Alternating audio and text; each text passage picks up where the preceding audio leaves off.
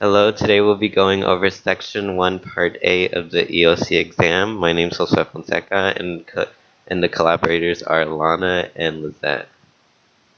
You have been provided with two handouts. One is a crossword puzzle, and the second handout you can utilize throughout the lesson.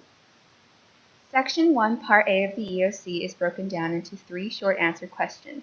It is weighted 25% of your end of course exam score, and the suggested time is 30 minutes. You will be provided with one source in which you are asked to analyze the argument using evidence.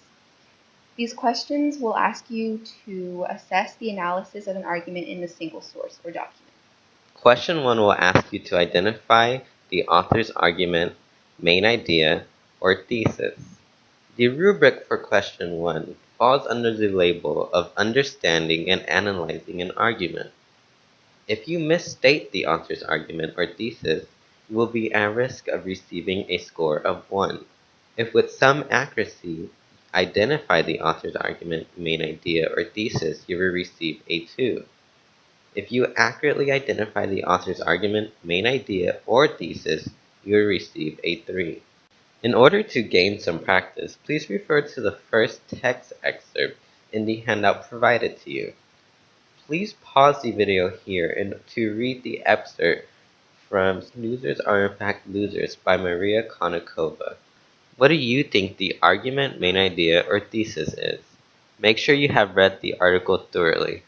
This is a high-scoring example from the end of course exam from 2015. It states that the author's main argument is that settling into a routine that promotes sleep inertia can greatly hinder one's cognitive function and overall health. Those who sleep according to their natural circadian rhythm experience a generally higher quality of life. So question 2 will ask you to explain the author's line of reasoning by identifying the claims used to build the argument and the connections between them. So how exactly do you do this? Well, first, you need to identify these author's most relevant claims, and then talk about the connections between these claims. And after that, you need to describe how the author develops their argument using the claims you previously identified. So question 2 falls under the category of understanding and analyzing an argument, just as question 1. If your response omits or misidentifies the author's claims and provides little to no explanation of how the author establishes a line of reasoning, then you are at the risk of receiving a 2. If your response identifies some of the author's claims and the connections between them that produce a limited explanation of the author's line of reasoning, you will receive a 4. If you identify the author's relevant claims, the connections between them, and produce a thorough explanation of the author's line of reasoning, you will receive a 6. So in order to gain some further practice on how to answer question 2, please pause the video here and refer to your handout to read the excerpt from Food Worry Leads to Less Unhealthy Snacking in Adolescence, but Self-Regulation and Gender Play a Role by Diana Todd. So after reading the brief excerpt, you should have probably come across some of the author's most relevant claims, such as adolescents are exposed to an obesogenic environment, adolescents are capable of self-regulation as developmental theorists show, and as a result, youngsters have to develop efficient strategies in order to deal with these food temptations. Now, after identifying these claims, you have to explain the connections between them. You could say how her claims all show how adolescents are exposed to tempting environments, and how they all highlight how self-regulation is key amongst adolescents in order for them to maintain a healthy living.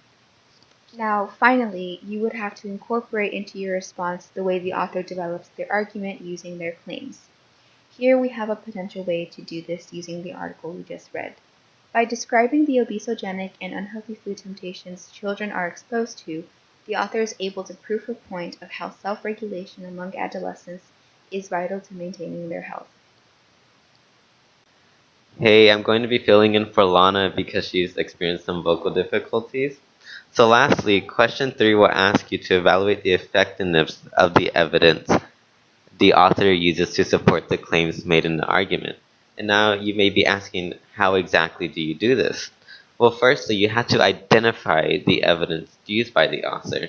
You also have to discuss the credibility of the evidence, like where it came from, and you have to talk about the evidence, how the evidence supports the author's arguments.